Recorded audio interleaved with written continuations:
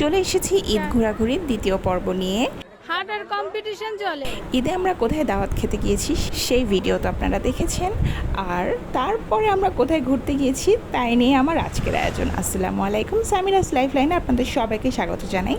তো বন্ধুরা, দেবরের বাসায় দাওয়াত খাওয়ার পর আমরা ছুটলাম একটি পার্কের উদ্দেশ্যে। বাচ্চারা যেহেতু ঈদে আনন্দ করবে, একটু ঘোরাফেরা না করলে কেমন হয় বলুন। তো বাচ্চাদেরকে নিয়ে পরিবারের সবাই মিলে যাচ্ছি একটি পার্কে। এই হলো যাওয়ার সময়ের দৃশ্যটা, প্রকৃতিটা এত ভালো লাগছিল।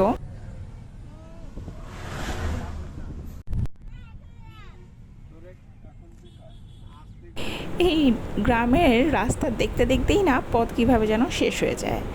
তো এরই মধ্যে দেখছি সে পার্কে তো অনেক ভিড়। আমরা ভাবছিলাম যে এখানে কিভাবে নামবো, এই ভিড়ের মধ্যে বাচ্চাদের নিয়ে নামার দরকার নাই, অন্য আরও একটা পার্ক আছে সেখানে যাওয়ার উদ্দেশ্যে আবার গাড়িটা ছাড়লাম।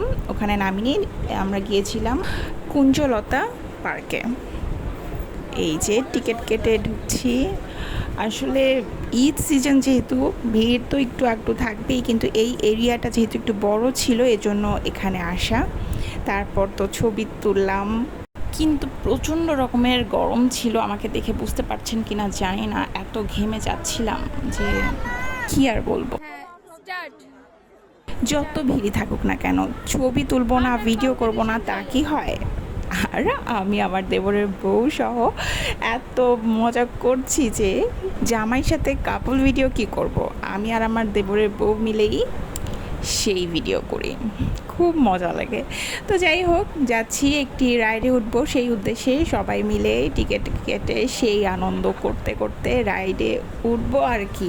এত ভিড় যে রাইডে ওঠার জন্য মনে হচ্ছিল যে রীতিমতো আমাদের স্ট্রাগল করতে হবে, এরকম একটা অবস্থা। এখানে অনেক রকম রাইড ছিল, কিন্তু মনে হচ্ছিল বাচ্চাদের নিয়ে সবথেকে পারফেক্ট এবং বেস্ট রাইড হবে এই যে এটাকে কি বলে, চরকি। এই চরকিতে উঠেছি। তারপর অনেক কষ্টে সিট পেয়েছি, আমরা বসে আছি। আর এই যে এরই মধ্যে রাইডটা ছেড়ে দিল, এত ভালো লাগে আমার। এই রাইডে অনেকবার উঠেছি, কিন্তু আসলে বাচ্চাদের মতো একটা স্বভাব, যখনই যাব এই রাইডে উঠতে হবে। পরিবারের সবাই মিলে এমন রাইডে ওঠার কিন্তু আলাদা একটা মজা আছে, কি বলেন? তো যাই হোক, অবশেষে বাসার উদ্দেশ্যে রওনা দিলাম। আসলে এত ভিড় ছিল আর গরম ছিল যে আমরা আর ওখানে থাকতে পারছিলাম না, সেজন্যই চলে আসার সময় আকাশে চাঁদ ছিল, দেখুন কি ভালো লাগে। তো আমার ভিডিওটি কেমন লাগলো আপনাদের জানাবেন, আর ইনশাল্লাহ দেখা হবে পরবর্তী কোনো ভিডিওতে। ততক্ষণ পর্যন্ত সবাই ভালো থাকুন, সুস্থ থাকুন। আল্লাহ হাফেজ।